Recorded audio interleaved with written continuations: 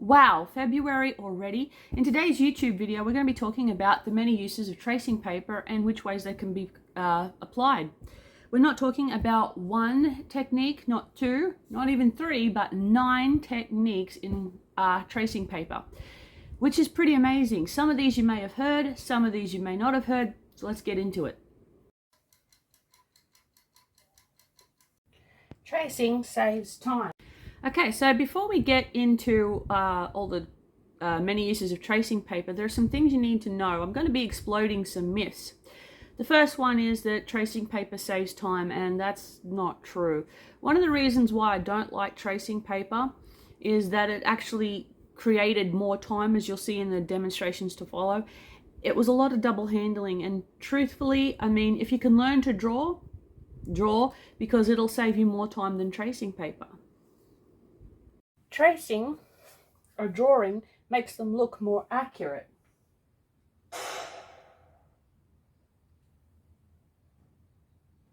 The next myth is that people think that tracing makes your drawings look more accurate. Again, that's not true. I only traced one out of the many drawings that I've drawn in my life, and I traced this one drawing, and I'm being completely honest with you, it did not look accurate. I was actually very surprised. I was doing a watercolor technique. It was a picture of my niece and nephew at my sister's wedding, and I thought, oh, I'll try that technique, and the artist said if you press for time, draw, and then I thought, gee, this is taking such a long time to trace. And then next thing I know, when I put the watercolor on and I did the thing, it really didn't look as accurate as if I had drawn it, and I was very surprised. So no, tracing paper does not make your drawings look more accurate. And last but not least, you're not a real artist if you use tracing paper.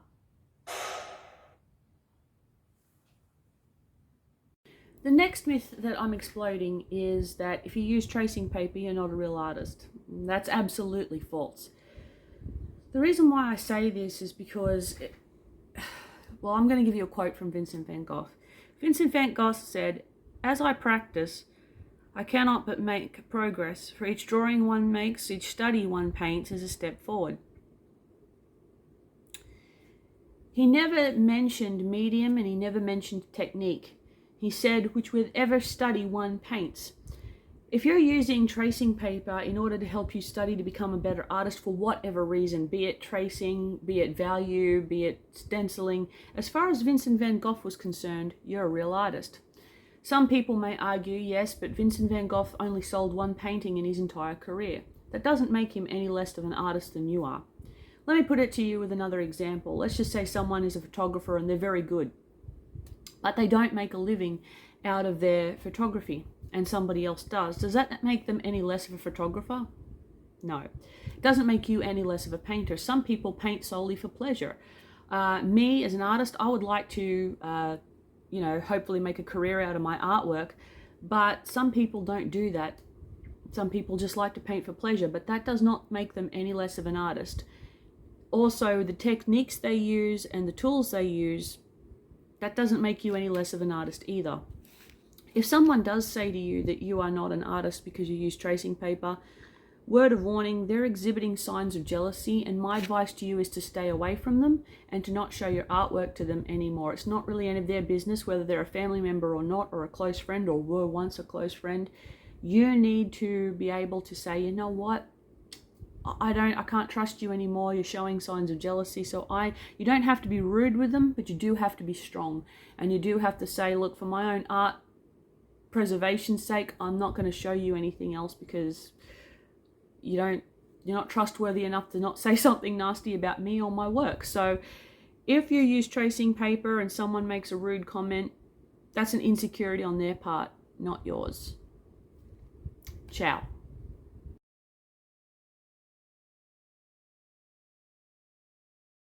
So right now we're talking about the traditional way to trace, and this is my least favorite technique of all, mainly because of the amount of double handling.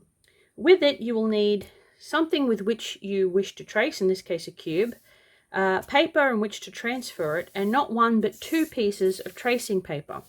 You'll also need a graphite stick. And we're going to be making graphite paper. So to do that, you put your first tracing paper over your image that you want to transfer, and you apply pressure with your graphite stick as such, making sure that you cover the entire area of the cube, or whichever image you wish to use.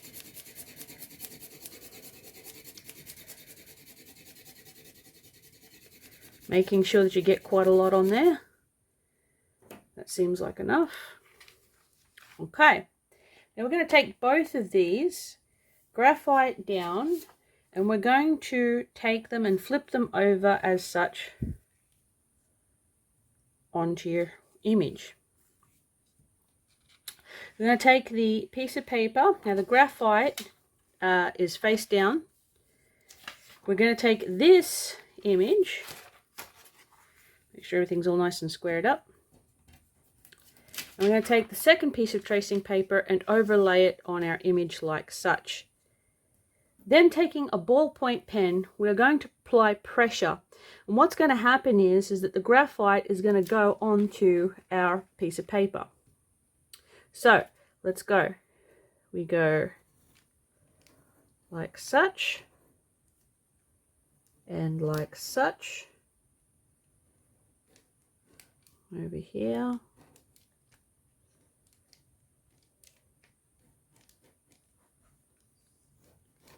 And here, and here, and here. Now, before I show you the finished product, I'm going to do something you might find a little bit odd, but I'm going to put my hand and press as hard as I can on that paper and go like that. You might say, what are you doing? I'm going to show you why I don't like this technique.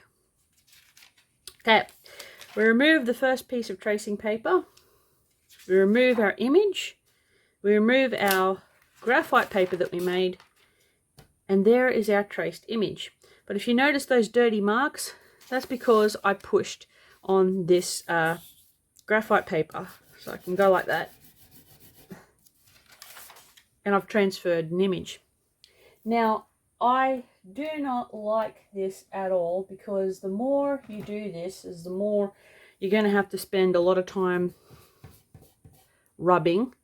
Okay, so rub, rub, rub, rub, rub. You have to clean up your paper. It's not cleaning up very well because this is photocopier paper. But this technique in tracing is really just a waste of time, energy, and effort. However, it's very common among masters who do things like oil painting, charcoal painting, and they will replace the graphite with charcoal. Before you do this, I would say use fixative. Make sure that you're in a well-ventilated area. Make sure that the spray isn't coming back in your face. Make sure that the wind is turning away from your face. But I don't like this because it's a very time-consuming process. If I was using this technique in colored pencil, I would erase the graphite and go over it with colored pencil.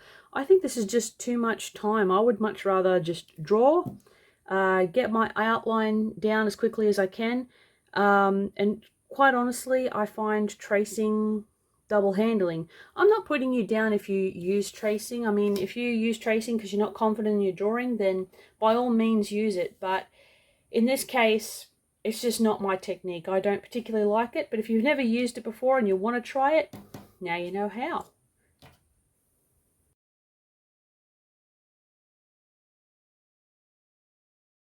Okay, so we're going to be talking about the more modern way we trace. We've already covered the traditional way of tracing, so now we're going to cover the more modern way to trace.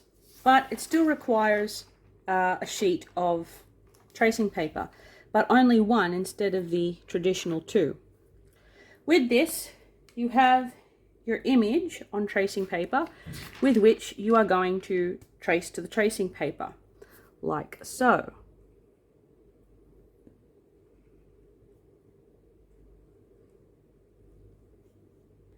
Once you've transferred your image to tracing paper, like this, the next thing is that you want to trace it onto the blank piece of paper that you want to use. This is the type of tracing that I use for my composition finder.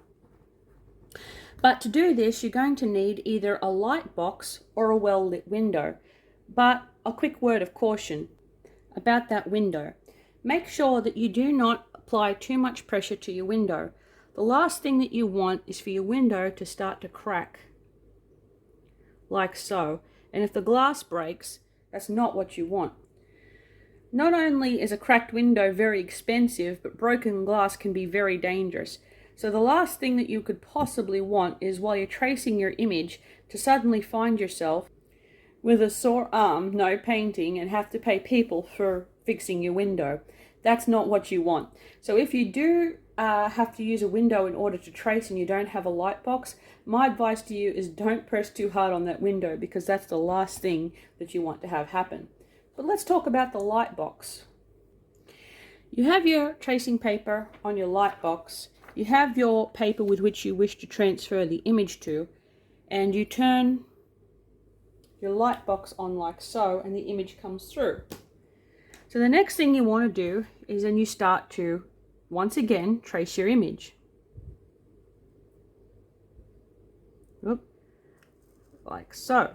Hopefully you'll have a bit of steadier hand than I do. Like so. If you're tracing for the composition finder, you may want to trace on both sides instead of just tracing on the one side, so that you can flip the image, as mentioned in my previous video. But that's how you trace in a modern type sense, but you're still required to use tracing paper in order to do it. What I want to say about the light box, if you don't have one, they're about $100 to $99. They are rather expensive. So if you don't have that, use a window, but be very cautious when using the window that you don't crack the glass. Okay, that's the technique of modern tracing. I hope you enjoyed that. See you in the next one.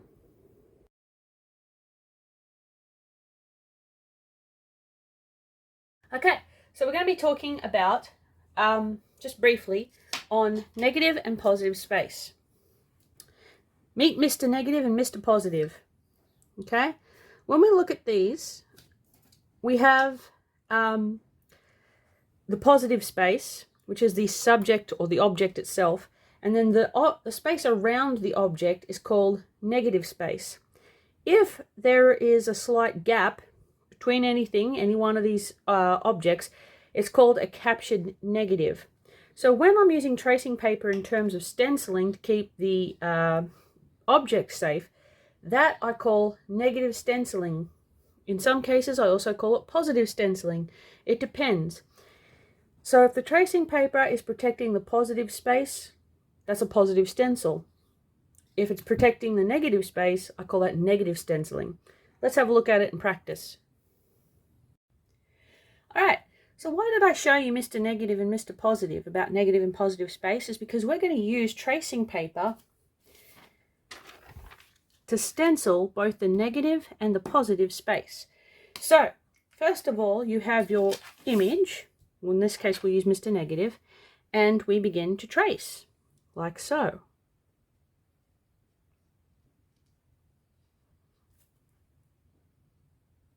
Now that we have traced both Mr. Negative and Mr. Positive, the next step is to cut them out. And when you cut them out, don't just cut them out in big blobs, because this is the whole point of stenciling. You might need the outside as much as you need the inside, so be very careful when you cut.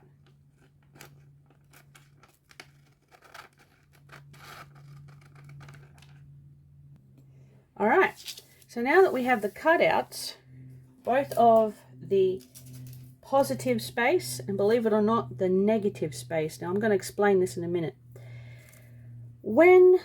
The reason why I call this positive and negative stenciling is because when I go to stencil something, let's just say, we'll go Mr. Negative here for a second. Okay, I want to stencil something like Mr. Negative. So let's just say I get my HB powder here, and I hold the paper down.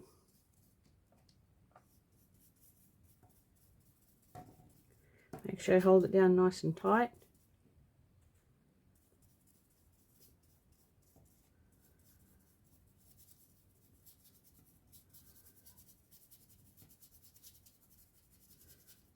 And okay, when I lift it up, I have a positive stencil. But if I wanted to reverse that okay? If I wanted to have a negative image of Mr. Negative, which I really should have used Mr. Positive because Mr. Positive stencil would be better, but because he has his arms like that, I'll just quickly show you. Yep. That's a captured negative, those little areas there. Okay, so that's not what we necessarily want, but that, now we're using Mr. Positive for a negative image.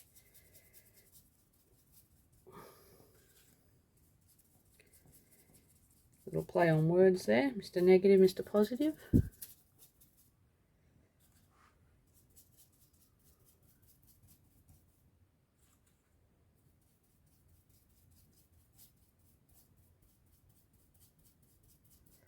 Make sure too, whenever you're using a stencil, make sure that you start from the tracing paper and brush away. Never start from the paper and brush too, because when you do, watch this, it'll lift up. You don't want that. The whole purpose of stenciling is to keep one area clean. And there we have a different type of image.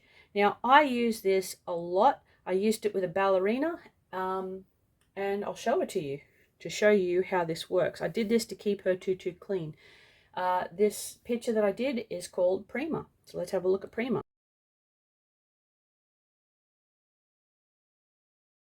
There she is. That's Prima. With her background, she is semi-charcoal and semi-graphite. I wanted to keep the tutu safe, so I used tracing paper to stencil around her as I was applying the powder, and that's what keeps her tutu looking nice and white. Try it yourself, stenciling.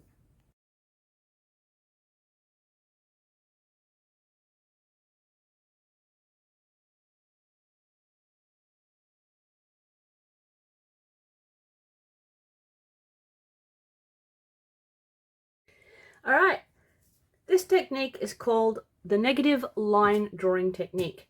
Now you may say to me, well, little dark eyes, you've already touched on the subject of negative and positive drawing. However, this technique is slightly different because instead of using your tracing paper to either transfer an image from paper to the tracing paper, we're going to be drawing on the paper and then transferring the image onto the paper. You say, isn't that the same thing? No, I know that sounds a little confusing, but I'll show you what I mean. First off, we need an image. So in this case, I'm going to draw a cube.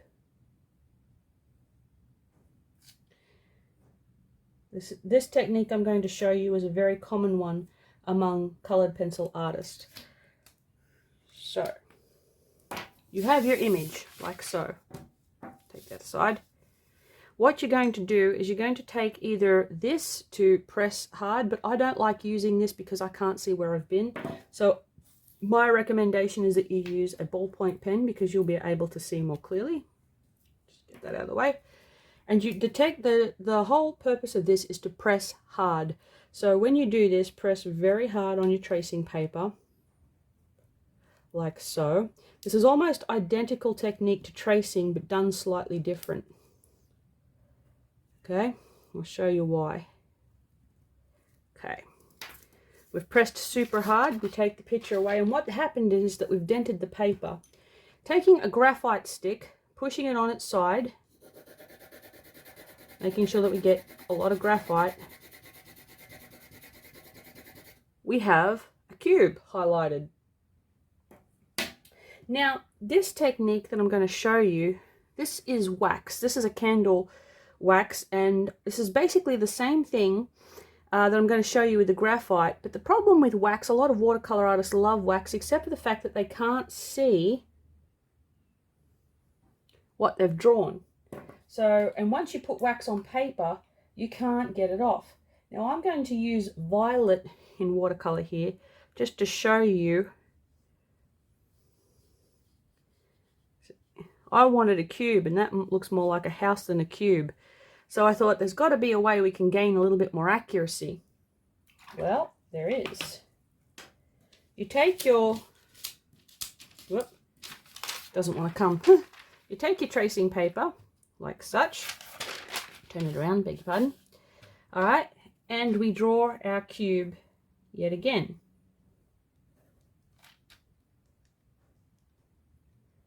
on the tracing paper. We're drawing on the tracing paper so that we can see, just move that out of the way, what we're going to be doing. We take the wax, we press very hard, and we cover the entire area, just like we did when we were making graphite paper, except now we're making a form of wax paper, I suppose. Rub, rub, rub. Brush off. Put the wax as one side. Turn the image around, and just like what we did with this, we're going to press hard, very hard, over our drawn cube. And what's going to happen, instead of making a dent, the wax is actually going to come on the paper, and it's actually going to become water resistant. Well, the paper is, because of the wax underneath it. And because it's going to be water resistant, it's going to be a much more accurate. We'll make ours slightly different again. Make it an actual box. All right. When you lift this up, it should stick a little bit.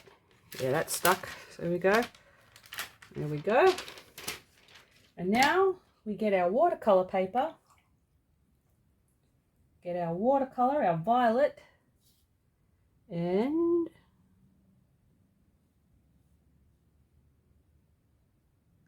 that, ladies and gentlemen,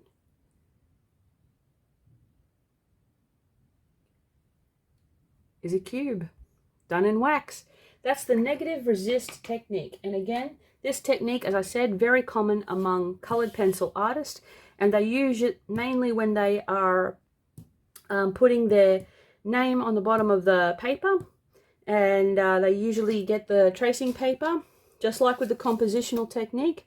They find where they want to put their name and they write it on the tracing paper, and then they put the pencil over the top, and of course the name shines through. It's a very handy technique to use. You can use it obviously in watercolor as well as you can use it in graphite. I hope you enjoyed that technique. You might say that technique's good, but what could I use it besides making cubes? Why not try a face? It's a great technique and I really encourage you to try it. I hope you have fun. See you in the next one.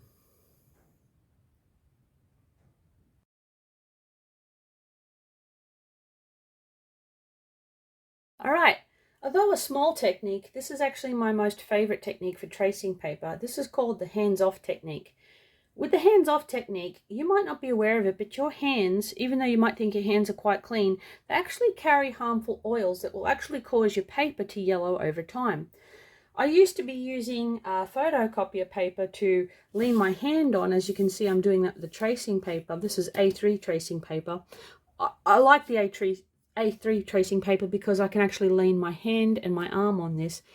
But this is what I actually use tracing paper the most for, is when I'm going to draw something, like in this case, this ballet scene, right? And I want to keep my hand off the paper, I always use tracing paper. I Googled it and I said, what's better to use to keep oil off your hand? And they suggested a mole stick and they suggested other things, but I meant paper. And then finally, this man on the internet said, listen, if you want to keep oily hands off your paper, the best possible thing that you can do is use tracing paper, because tracing paper is non-absorbent. Let me show you what I mean. All right, so this is why I use tracing paper for the hands-off technique when I'm drawing a picture. I'm going to use a brush pen for this demonstration. If I draw something like that, okay,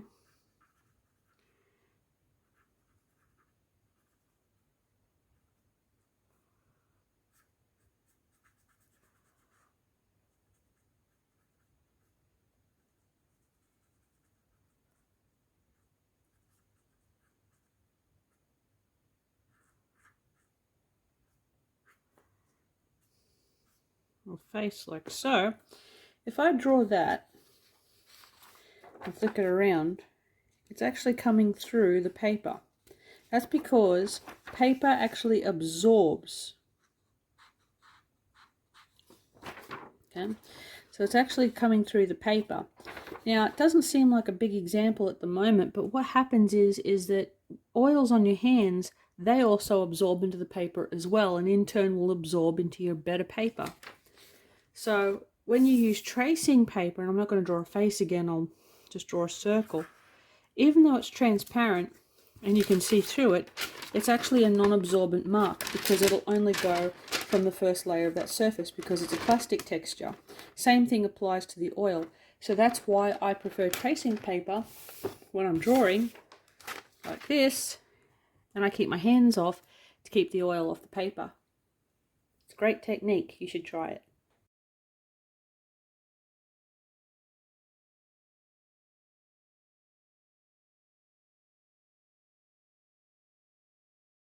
Alright, so this technique is called keeping it clean. With this, you'll see some pictures that are finished and some that aren't finished. Like, for example, this male ballet dancer. He's in the early stages of being finished, but he's not quite there yet. So what I do is I put tracing paper on top to keep him clean. For my next picture. In this picture, we have another male ballet dancer, and he's done in ballpoint pen. I don't want anything to get on the other pictures, so I put tracing paper on top like so. In the next picture, this is a portrait I'm doing. This one's almost done. There hasn't been a fixative sprayed on her, so I don't want the charcoal and the graphite to get on the other drawings. So I put the tracing paper on top like such. Also, another picture of some dancers that I'm doing. And to keep that clean, I put another piece of tracing paper on top. Like such. And this helps keep my drawings free from one another. I don't have any storage in my art studio. I don't have a pigeonhole. I don't have anything to help keep these separate and clean. So what I use is I use the tracing paper. It makes it easier to see which drawing that I want to continue with.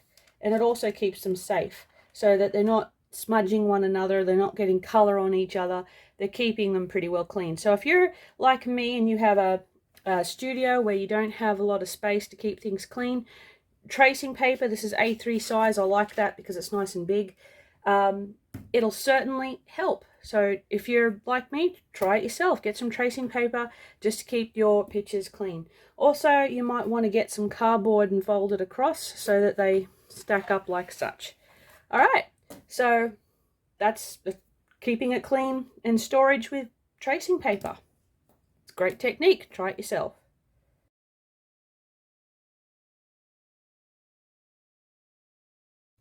You may never heard of this technique about tracing to find value.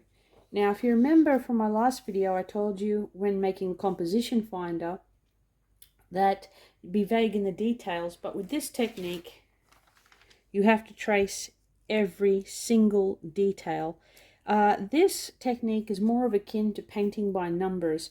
When you have a black and white photograph, and in this case this is another photo I took with my Canon camera many years ago, I wanted to do this drawing, and to do this drawing I had to isolate two things: tone, or value as it's also called, and also shape. And to do that, I traced. When I traced everything and I have the value over the top, I simply have now got a pattern. I've isolated the shape, but looking at the value, I can now make a value grid and value each one of these. This is an essential skill if you're wanting to learn how to be a realist or an impressionist, because you can be as detailed as you like, or you can be less detailed as you like, just by simply blocking in value and shape. Let's get into it. Let's assume that you're watching an old black and white movie. The tone is black and white. Tone is key. If I make a little square over here, if everything was all black, I mean everything, whatever movie you may be watching, let's just say a cowboy movie for example, if the cowboy was black, the background was black, the horse was black, the sky was black, the clouds were black, there would be no form or shape. If everything was grey, as such, grey horse, grey cowboy, grey background, grey sky, then again, no shape, no form. If everything was white, the same thing applies. White horse, white man, white background, white sky. Again, there's no form. What creates form is the isolation of each of these tones. Okay, tone is key. You have to remember as well that you're thinking of a rhythm. So if we go dark, mid, and light, all right, well, guess what? That rhythm, and it is a rhythm, has to repeat. So you're going to have to do that again, because as I said, dark on dark, mid on mid, light on light, it is not going to make you much sense. So with that being said, okay, you're going to have to learn, as an artist, you're going to have to learn that rhythm. But not only are you going to have to learn this rhythm, you're also going to have to learn shape. So when you isolate both tone and shape, like as in this demonstration here with the tracing paper, it's much easier to see and then replicate in your own drawing. You can do this with color, but black and white just seems easier to see. Let's go back to the man with the TV for a second. Assuming that it is that he is watching a black and white film, as I said, in this case, a cowboy movie, well, let's just say he has static all of a sudden. He has dark, mid, and light, but there's no longer a shape, so he can't discern what's happening in the cowboy fight scene. So this is the whole point. You need the dark, the mid, and the light. Many people have said that tonal value, which is what this is king in art. It's more important than color, and I agree. But without a king, you need a queen. So in the kingdom, we have our value scale, which would definitely be king. But the queen of the kingdom, who also rules, will be shape. Because without it, you can't discern anything. That's what the tracing paper is going to help you in this demonstration. Now you might say, well, I've traced it, how can that help? Well, I'm going to show you in the next video how this will help. All right, I wanted to talk to you quickly about king value and queen shape. There's the queen, there's your king. If you'll notice, the queen is definable by her shape. The king, naturally enough, is definable by his value. Darker value, mid value, and light value. Their kingdom is visual perception, and the subjects of their kingdom are all forms of art. When I say all forms, I mean all forms. Photography, drawing, painting, movie, theater, ballet, you name it, these guys rule it. Without either one of these, you can't discern what's happening. Let me show you how tracing paper helps you to identify king value and queen shape.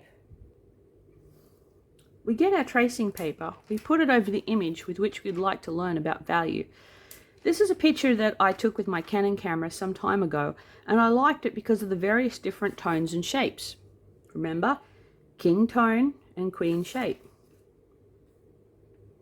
So what I'm going to do to isolate these is I'm going to start to trace out all the shapes and values. Now, when I did my composition finder in the video, I mentioned that you could be vague with the details. However, with this technique, you have to trace every single detail. And you have to have a real steady hand to do it too.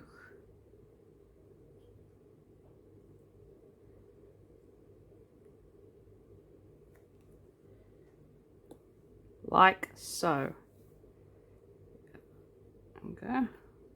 Got all the values in place. What's the point of this, you may ask? Well, I have now, with my tracing paper and my graphite liner pen, I have isolated both the shape and the value. If you remember, I told you that this technique is more akin to drawing with number, and this is how. If you'll see here, I've made a value scale.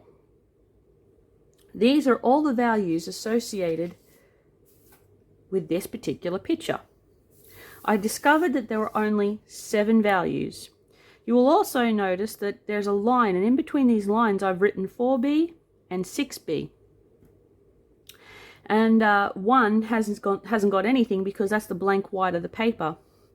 But from the 4B pencil, I was able to get that much tone or different tonal value. The paper hadn't changed, the pencil hadn't changed. The only thing that changed was my pressure that I applied to create that varying tone.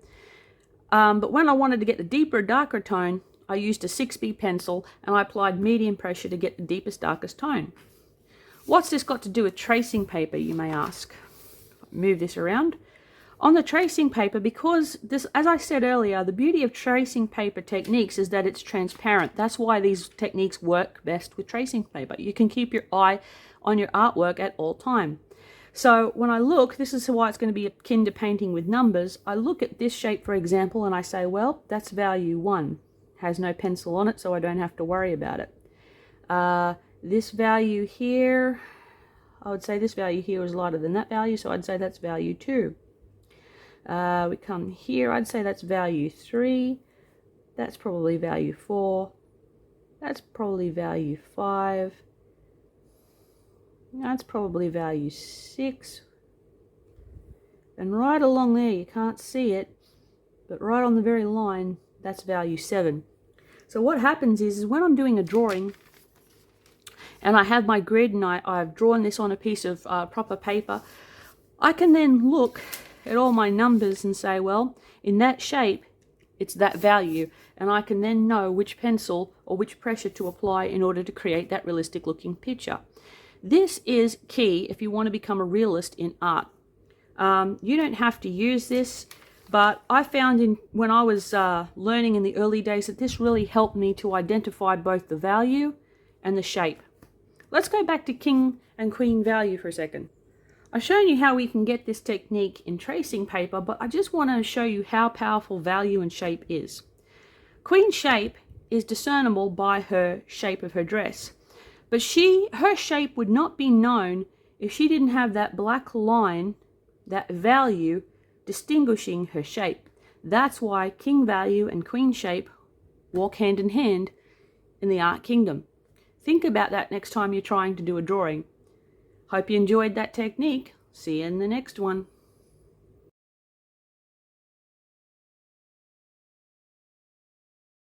This technique is great for finding composition. They call it compositional finder technique. And what happens is if you have a drawing that you've already done, you can start to add things. Now, I like to draw ballet dancers as well as portraits.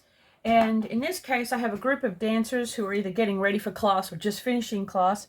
And, you know, I want to know whether I want to add some things or not add some things. And this is a great way. If you're a children's illustrator in a book, this is a great way to draw. And if you like it, you take a picture and you find whether or not you want to do this in your drawing. But if you're familiar with my work, you will also know that I like to hide what I call my page name. My name is Kimberly, but I have a page name, and it's Little Dark Eyes. And so what I like to do is I like to hide it in my portraits and in my landscapes, and really I love hiding it in my ballet dancers. And I always use tracing paper for this. I put my tracing paper on top, and instead of just using it to add or put something in the background, like here we'll put another water bottle, for example, and just say, you know, like that, don't like that, etc. What I can use, I can say to myself, well, would I like to hide my name on the paper that the girl's reading? Okay, so I'll just outline that paper a bit better so that you can see it. She's probably reading a dance magazine. And I thought, do I want to add my insignia there? Or do I want to put it on this man's shirt? Or do I want to put it in this ballerina's hairpiece up here? Okay, so I can work out where I want to put my name, and I usually like to hide it. So next time you have a look at my drawing, see if you can find my insignia. But that's what I use tracing paper for. If I go like that and I say I like it or I don't like it, there's no damage being done to the paper. So I can just simply continue on my merry way until I find something that I like. So that's another thing that tracing paper can be used for. You don't even have to use it for trace. You can actually just draw on the tracing paper if you like it, then draw on your good paper knowing exactly what it will look like. Or if you want to hide your name, like myself, you can find different places to hide it without having to rub on good paper. So there you go, another technique for tracing paper.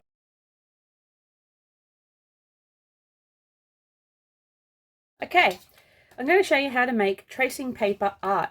So for that, never mind them, you're going to need black pieces of paper, you're going to need scissors, you're going to need a ruler, a pencil, 2 sheets of tracing paper, and a little bit of an imagination.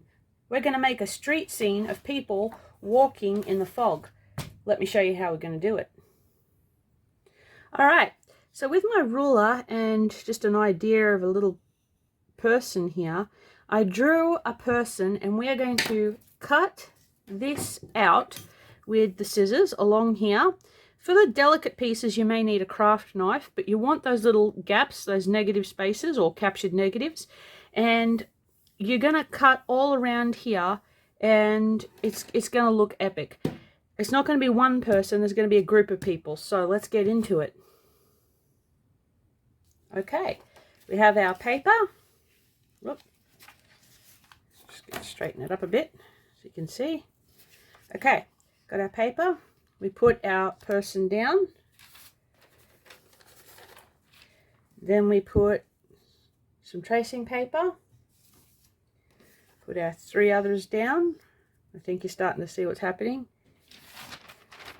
Put another piece of tracing paper on top. And last but not least, our final person. How cool does that look? That looks awesome. And if you really want to make it look good, you can stick it in a frame, like so. I think that looks cool. Alright, in our next video I'll be talking about how to use a grid, both with my composition finder and how I use it with photographs to draw accurately without using tracing paper. Catch you in the next one. In my next video I'm going to be talking about a grid. My mum pointed out in my composition finder that she thought I didn't explain the grid very well, so I thought, you know what, I'm going to show you how to use it both with my composition finder and how I use it with photos, so stay tuned for the next one. See ya, bye.